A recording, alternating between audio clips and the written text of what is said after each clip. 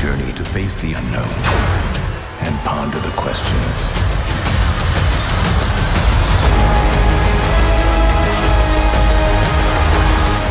Of this may concern Christian Aguilar here, back with another series review, and in today's series review I'm going to be reviewing episode 3 of Marvel's What If. So right off the bat, I'm going to have to give this a solid 4 out of 5 Skarsgårds. I'm giving it the rating now so I can just go on a little tangent like I do, basically explaining why I gave it the rating I did right now. And I kind of want to do that moving forward too, giving ratings first and then explaining why later. So a solid 4 out of 5 Skarsgårds for this episode. I just really found myself entertained by this episode. I mean, I'm not going to give too much away. You know what, I'm up to a certain point in this video, I'm going to be talking about spoilers, so if you have not seen the episode, I highly recommend go and watch it.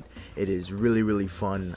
It's probably my favorite as of right now out of the 3. This series just keeps getting better and better each episode. This What If tackles what if Earth lost its mightiest heroes? What if the Avengers, our original 6, never even got the opportunity to meet up with each other? Someone, somewhere out there in the Marvel Universe is killing the Avengers before they can assemble. Who is it? And I really love the whole mystery that this episode takes. This episode really feels dark. This is probably the darkest story Marvel has told thus far, because it's not like it's, you know, yeah, Thanos' snap, you can argue, I guess, you know, half the universe being gone is dark, but this feels more direct. This feels a little bit more personal. You know, they're being picked off one by one, and it feels kind of dreadful, because we know these guys as always winning the battle, right? The Avengers are the Avengers, Earth's mightiest heroes. So to see them get picked off like nothing is kind of unsettling, you know? I remember I got that same feeling back when I read Marvel Zombies for the first time, and even Deadpool Kills the Marvel Universe. There was a sense of dread in those comics that I'm like, wow, this is pretty heavy. And I wondered if the MCU would ever tackle something of that caliber, that dark of a theme, and this episode is just that, and I really admire it for it. But I also love how it takes place during that really important section in the MCU back in Phase 1, where like Iron Man 2, Thor, the first Thor movie, and then the Incredible Hulk were all taking place at the same time. I love how they basically set this whole murder mission during this time period, because I guess it would be the perfect time to pick off the Avengers one by one, you know, to really get them before they can really flourish. And that's just really cool to see play out in this whole episode. Like I said, I'm not going to give away who it is just yet. I recommend right now go and watch the episode. It's 4 out of 5 stars. If you made it to this point and you have not seen it, I say go and watch it. Thank you so much for watching. Please like, share, subscribe to support this little side hobby I'm doing. However, if you are still here and you have seen the episode, I love how I couldn't guess who the hell this was. I couldn't guess. I'm like, who could it be? Who could be crazy enough to be picking these guys off one by one? I really thought for a long shot it was going to be Deadpool.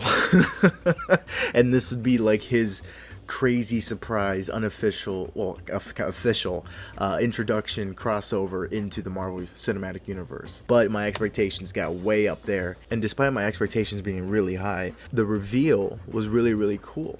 I really love that they decided to have Hank Pym be the killer, the one that goes after the Avengers before they could ever assemble. It's crazy because he would be the one capable of doing it with simply his Pym particles. I mean, it takes a lot of those ideas, I think, from Deadpool Kills the Marvel Universe, where even Deadpool uses the Pym particles to like enlarge Mjolnir, so when Thor calls it back, the hammer gets big, and when it comes to him, it just instantly crushes him like that, you know? I love that outside of the box thinking that the Pym particles make possible. You know, you can kill in like some crazy ways, and that's why a lot of people during the time of Infinity War and Endgame were like, why doesn't Ant-Man just crawl up Thanos' butt and then expand, you know, get big, turn into Giant Man, or crawl into his ear and expand, you know? And I love how this episode really plays out those possibilities. Like, what can a Pym particle do? And to see him kill the Hulk that way, where he enlarges his heart and his whole entire body just explodes because his heart gets that big. It was crazy to see. I'm like, holy crap, are they really gonna show gore right now? Because if they showed gore, wow. But they didn't. It was just a big green puff of smoke and the Hulk was no more. The fact that Natasha is the main one to really do the most investigating is also pretty badass on its own. You know, like, she would be the one to be like the protagonist or the hero in this very dark story, and I love how she was basically the focus for a lot of it. And that's why it was so kind of like badass / heartbreaking to see her go at the hands of Hank Pym, you know, when she figured it all out. And it was because Hope, the daughter, Hope Van Dyne, played by Evangeline Lilly in the Ant-Man movies, her character died in this universe, which led to Hank going batshit crazy and wanting revenge on S.H.I.E.L.D. because she was a S.H.I.E.L.D. agent and she died on a mission in the Wasp outfit. So he not only lost his wife, he lost his daughter to basically the same reason. They were both out there being Wasp, trying to save the world, but they died mid-mission, you know. So it drove him crazy, and it drove him to want to get revenge on S.H.I.E.L.D. And I love how it was basically S.H.I.E.L.D. versus something, you know, S.H.I.E.L.D. versus a murderer, you know. It just felt so cool, grounded, and dark and scary at times. That little scene where Natasha's in the library and she's looking up, that's where she figures it out and she feels like something's watching her. I love the atmosphere of that, man. They know how to mix tones with this. And also Loki, Tom Hiddleston voicing Loki in this, man. I love how Loki is also here as like that wild card. Of course, we see him come back in the end and kind of be that hero, unexpected hero at the end, because Nick Fury had to make that deal with him, you know. The way this episode ends, it leads me to believe that this universe is the reason for President Loki. I mean, if that wasn't President Loki at the end that we saw here, I don't know what is. And I think that would be so cool to have confirmed 100% that that's the same President Loki that we see in this Loki series. So that would be really, really cool to know if that's actually that variant of Loki. With all that being said, I really, really enjoyed this episode. There was hardly anything wrong with this episode. Now that I think about it, I can't really pinpoint it. I mean, I thought everything was really great. It was fun, entertaining, it was scary at times, it felt dreadful, and the pacing was really good. I felt like nothing was rushed, nothing dragged on too long. I felt everything was just paced nicely. It wanted to reveal stuff to you when it did. It kept you guessing when it needed you to, and I just enjoyed the ride I had with this episode. So, thank you so much for reaching to the end of this video. This is the end of this video. If you've seen the episode and you stuck this long, thank you so much for sticking with me.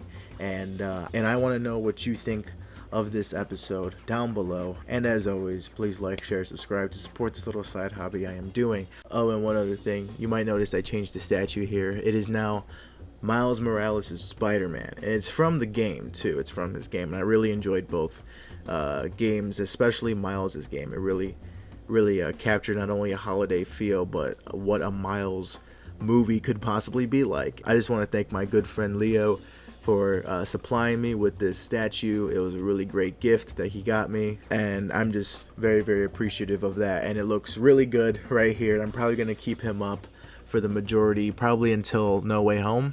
I mean, get used to Miles, because I think Miles is going to be here, and I love how he's positioned too. So thank you so much for that, Leo. I hope you're all safe and well out there, and I'll see you guys in the next one. Take care.